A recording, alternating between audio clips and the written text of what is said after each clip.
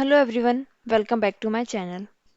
In today's video, we are going to start with a very important topic of management, concept of objectives MBO.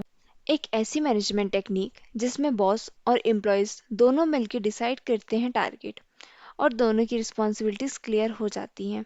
उसी को कहते हैं management by objectives MBO। आइए इसे एक short story के through समझते हैं। इमेजिन करो एक कंपनी है जिसमें सेल्स मैनेजर और टीम मेंबर्स के बीच अक्सर कंफ्यूजन रहता था। क्या टारगेट अचीव करना है, किस तरह काम करना है और किसकी रिस्पॉन्सिबिलिटी क्या होगी। फिर उन्होंने एक दिन MBO अप्लाई किया, मतलब दोनों ने मिलकर डिसाइड किया कि अगले 3 महीने में 20% सेल्स ग्रोथ करनी है। अब सबके पास क्लियर गोल, क्लियर डेडलाइन और एक रोड मैप था। रिजल्ट, टीम का मोटिवेशन भी बढ़ गया और आउटपुट भी डबल हो गया।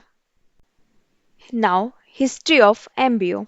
The concept of management by objectives MBO was first introduced by Peter F. Drucker in 1954 in his famous book The Practice of Management. Drucker believed that instead of only following orders, employees should participate in goal setting so they feel responsible and motivated. Later, many big companies like General Electric successfully used MBO to improve performance. जिसका मतलब है 1954 में management गुरु Peter F Drucker ने MBO को concept दिया। उनका कहना था कि सिर्फ ऑर्डर्स फॉलो करने के बजाय एम्प्लॉयज़ को भी टारगेट सेट करने में इम्प्रूव करना चाहिए।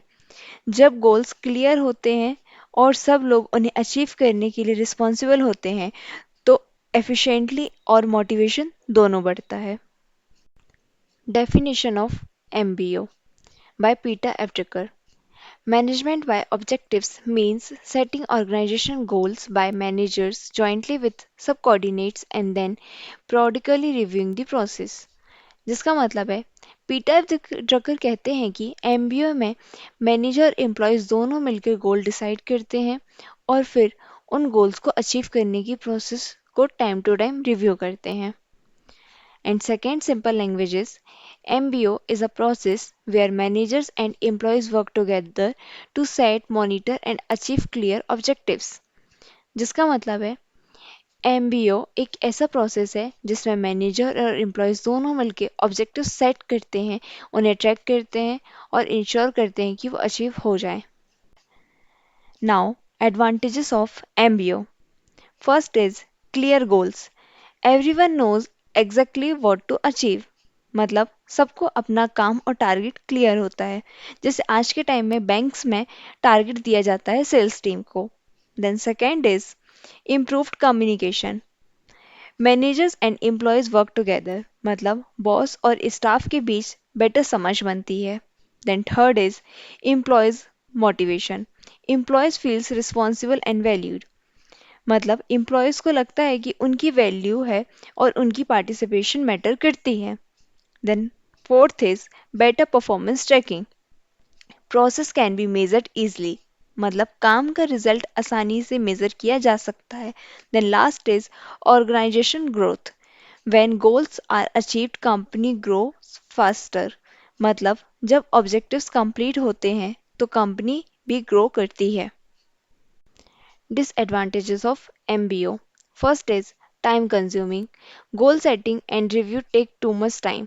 मतलब हर लेवल पर गोल सेट करना और उन्हें रिव्यू करना लंबा प्रोसेस होता है, जैसे कि फाइनेंस एंड बैंकिंग सेक्टर में।